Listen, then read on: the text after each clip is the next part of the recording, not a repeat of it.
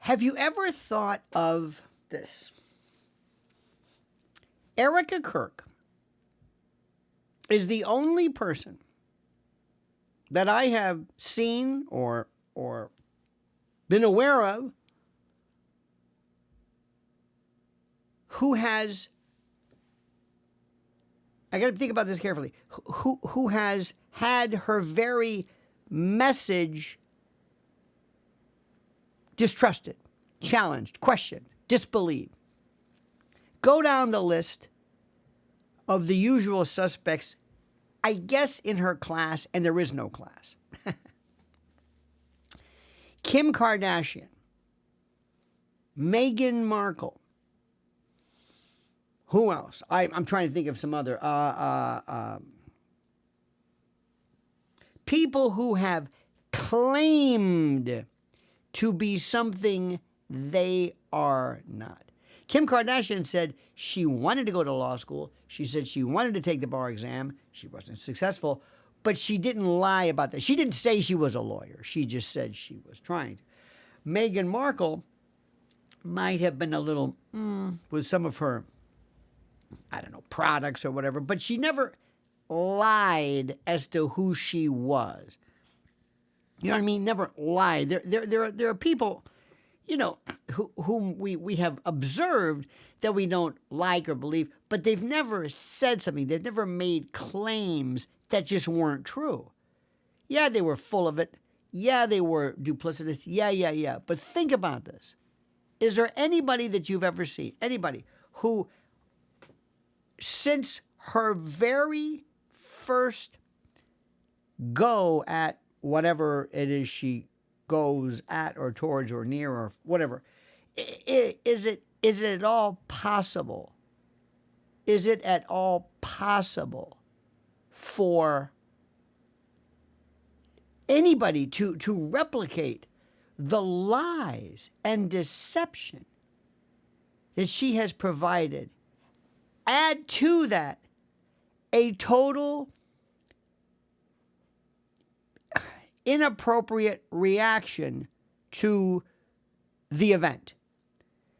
There's all kinds of very interesting schizophrenic reactions, hebephrenia, all types of versions of this where the reaction is not appropriate. That doesn't even say it too. I'm very careful. You know, these people, and you know them, they throw the word psychopath around, they throw psychotic around, these are terms of art. Just because somebody's odd doesn't mean they're psychopathic. Psychotic, schizophrenic, you know, things like that. So I'm not saying that. I'm not saying anybody, I'm not doing that. I'm talking merely about what she has done. There has been a deception one after another. Her life, she's like the con man. The con man who doesn't know it's a con. Remember Frank Abagnale, Catch Me If You Can. He knew what he was saying was a lie. He knew the distortion. He understood it. He knew quite well. He knew specifically what it was that he was saying that was indeed false. He understood it. He understood that it was a lie. He never got into it. He never believed he was a doctor or an attorney general or a pilot. He didn't believe it. He wanted you to believe it, but he never did. When you watch, and this is important to notice, when you watch Erika, she believes it. And she goes into this self-induced trance. This looking up. And when she goes into normally it used to be, I think she's finally left the tissue because that's become so cliched. People were that was the cue. You know, that was a bullshit cue. Like, here we go.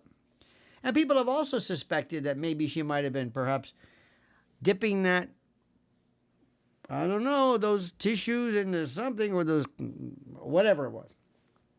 I often thought it was funny that she never blew her nose.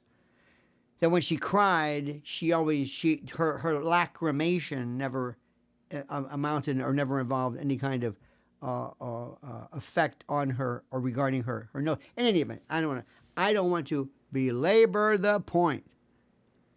Yes, I do. Who am I kidding? Yeah, I want to belabor. That's all I do. That's what I do. I belabor the point. That's my job. But this is what's happening. The other day when she received this honorable, and by the way, Hillsdale College, what are you doing? What are you doing? I'm pulling for you. I want there to be this new wave, this new version of college, of education, of I want all of that. I want that doesn't have the liberal contamination, the liberal direct. I'm pulling for you. But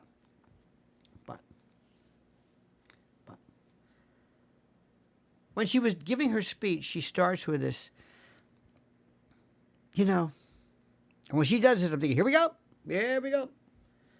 The bullshit meter is redlining. I can see it. I can smell it. Here it comes. She'll tell you a story. Sometimes people, politicians will sometimes, they'll make a little story up. They always say, a woman approached me the other day. Nobody approached you. Nobody approached me. Sometimes you hear people say, people ask me all the time, how do you stay so young? Nobody asks you that. That's a little bit of puffery. That's kind of okay. That's a little different.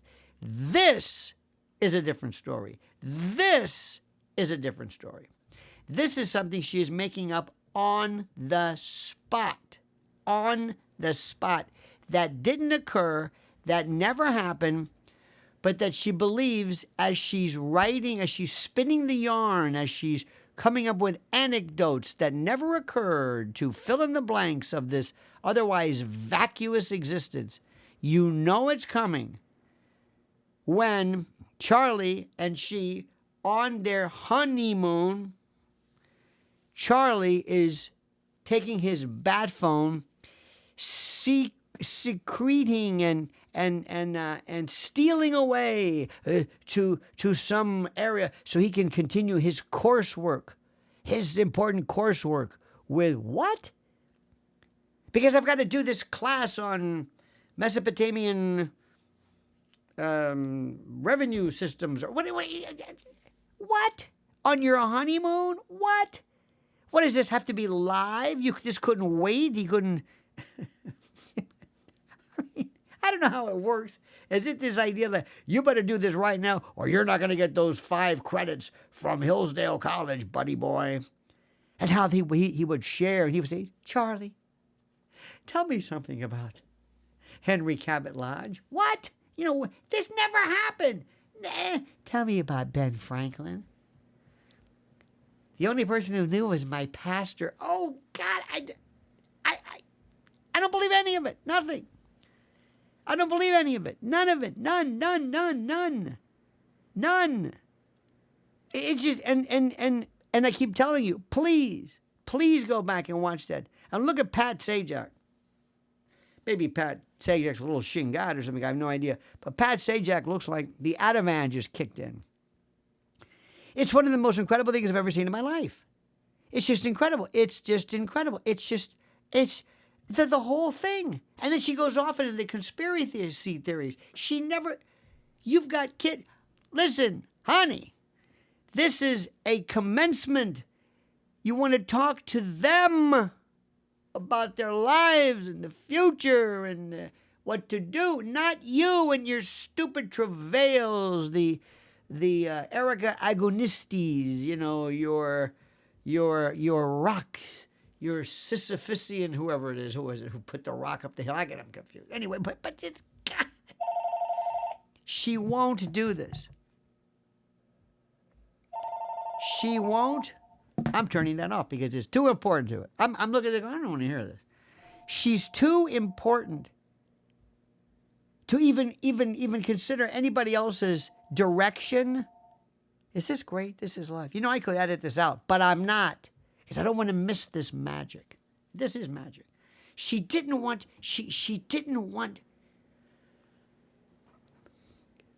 to interrupt reality, or maybe perhaps giving guidance, suggestion, a word of advice to anybody else, to interrupt these these yarns she spins, these anecdotal moments of, I don't know what. I don't know what you call them. I don't know what it is. I'm going to leave you with this very quickly. Answer this question for me, and write it down in the question or section or whatever, the comments. Tell me one thing that she's ever said that you believe. Let me say this again. Tell me one thing, one story, one fact, anything from any story, any event, any memory, any accolade, anything. Tell me anything that she has ever said, ever, that you believe. Ever. I guess you could, to be fair, maybe the horrors she's had to endure being Erika, the opprobrium, the ignominy, the directed antipathy, and yeah. But I'm saying anything about her background. The thing that nobody ever talks about is this weird story about these Romanian, orphanages. What the hell is that all about? And these companies that she ran, and clothing and biblical. And tell us about your time as a New York real estate mogul or magnate with the Corcoran Group. It's never talked about. It's just mentioned in passing. It's a role. It's this movie role. It's this act. It's this delusional yarn. This storyline that she just, and that's the most important. You can deep dive all you want. Deep dive this one, dear friends. Tell me something she said that's real. Tell me something she said that's real. Where are Charlie's parents? How can the mother of a son who was tragically, brutally, savagely, criminally evaporated from the face of the earth in front of everyone, how is she not even so much as referenced? What kind of a sickness is this? How can you, from one mother to another, why wouldn't she show this? And this story, even this story, do you believe that out of all the people in the world that Charlie had this connective tissue, psychic coupling with her mother, Laurie Franz, remember? Oh, they loved each other. There was no, and there's parents. Yeah. That said it all. That said it. There's so many moments that said it all. Lying on top of the casket, creepy. The 5 or 6 day later, that whatever that Zoom call was with the emojis and hey guys and that sort of thing. And I mean, there's examples I know where I'm thinking it's not cringe. It's oh my God. That's what this is about. So I'm in a very, very simple question for you. Very, very simple challenge. Right away. I want you to do me a favor. Go to the comment sections right here and write down one thing that she's ever said, any accomplishment, every feat, any accoutrement of her burgeoning and bulging curriculum vitae, anything that she's ever done that you believe. Because I don't believe any of it.